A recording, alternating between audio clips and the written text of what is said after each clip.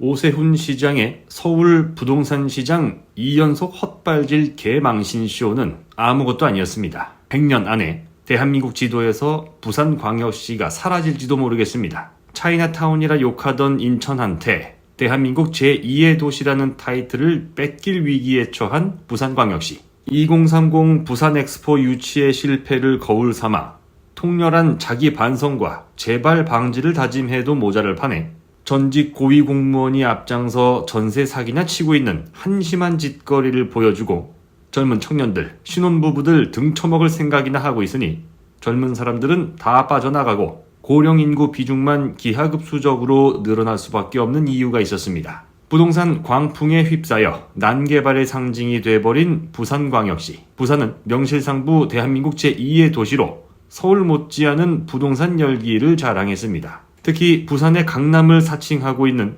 해운대구 마린시티 오션뷰 아파트는 바닷바람이 귓방맹이를 후리듯 건물이 흔들리도록 설계되어 건강에 좋지 않다는 연구 결과가 있음에도 불구하고 환상적인 겉모습을 자랑하는 고급스러운 이미지로 투기꾼들에게는 황금칠을 덧댄 커튼홀룩 아파트로 실수요자들에게는 한 번쯤 들어가서 살아보고 싶은 꿈같은 집으로 불리게 됩니다. 그런 허튼 생각들과 코로나 시대 저금리 유동성이 만나면서 재앙이 펼쳐졌습니다. 내수 경기, 소비 침체로 자영업자들이 먹고 살기 힘들어질까봐 금리를 낮춰줬더니 하라는 소비는 안 하고 싸게 빚내서 아파트를 산 겁니다. 닭벼슬을 높이 세운 부동산 전문가 이직 대표부터 허구한 날 읽어주다가 읽어주는 사람까지 유튜브 영상에 등장하고 달콤한 말에 현혹되어 집 투기에 환장하게 된 가엾은 영끌 투기족들이 서울에서 2억 마일리 떨어진 부산광역시까지 눈길을 돌리게 된 것입니다.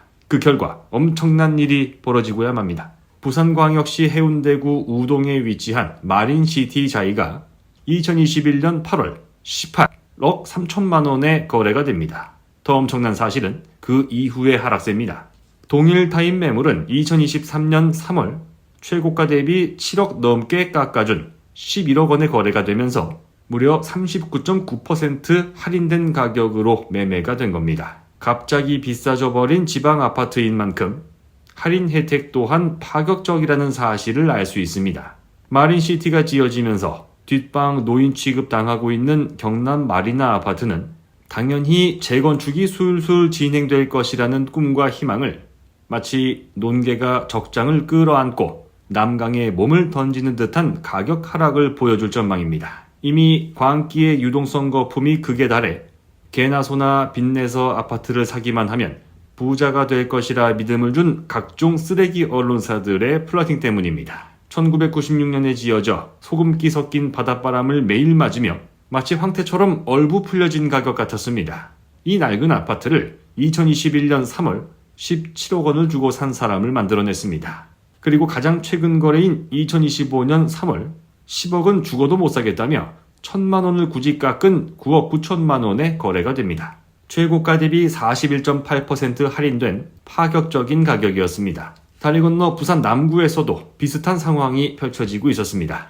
부산 남구 용호동에서는 전통 부촌 중 하나라는 LG 메트로시티 형님이 두 눈 시퍼렇게 뜨고 현역으로 뛰고 있었음에도 불구하고 대가리에 피도 안 마른 어린 놈의 자식이 대장질하겠다며 형님 등짝에 칼을 꽂은 용호동 W 주상복합 아파트가 해를 넘기며 10% 이상 하락 거래가 등장하기 시작하더니 매물이 적체될 조짐을 보이는 것으로 전해지고 있습니다. 부산에는 해운대, 광안대교, 오륙도처럼 경치가 훌륭한 곳이 정말 많습니다. 그래서 그 경치를 보고 맛있는 현지 음식을 먹기 위해 수많은 국내 관광객과 외국인 관광객들이 찾아오는 관광도시입니다. 그런데 그 좋은 경치를 그곳에 살고 있는 주민들의 점유물로 만들어보자는 기똥찬 발상이 도를 지나쳤다는 평가가 줄을 잇고 있습니다. 대표적으로 꼽히는 곳이 해운대 LCT입니다. 박행준 부산시장 형님이 살고 있다는 해운대 LCT는 개발 과정에서의 각종 비리를 보너스로 더해주며 최고 높이 101층까지 초고층 건물 3개를 바닷가 바로 앞에 지어버렸습니다. 그 결과 아름다운 해안선 위로 툭 튀어나와 부산의 자랑 달맞이 고개를 초라하게 만들더니 달맞이 고개 뒤쪽에서 두더지처럼 머리를 내밀며 뚝배기를 깨고 싶은 해운대 힐스테이트 위브 아파트와 더불어 자연경관 훼손 아파트로 외국에까지 그 악명을 떨치게 됐습니다. 부산 경제를 책임지고 있는 중견 기업들도 마찬가지입니다. 부산이 대한민국 제2의 도시로 오랫동안 자리할 수 있었던 이유는 제조업과 무역업을 중심으로 한 수많은 중견 기업들이 만들어낸 일자리 덕분이었습니다. 아무리 저감 장치를 사용해도 공장 굴뚝에서 연기가 나는 것은 지극히 자연스러운 일인데, 문제는 자기네들이 공장 근처에 집 구해서 들어가 살면서 공장에서 나오는 소음과 먼지 때문에 살기 힘들다고 민원을 때려놓고 일자리 만들어주는 기업들의 고마움을 잊고 배은망덕하게 기업을 내쫓아버리는 멍청한 짓거리를 하고 있었던 겁니다. 1966년부터 부산 사하구에 자리를 잡은 YK 스틸이 부산을 떠나 당진으로 이전할 계획입니다. 그야말로 굴러온 돌이 박힌 돌을 빼낸다는 옛 속담과도 같았습니다.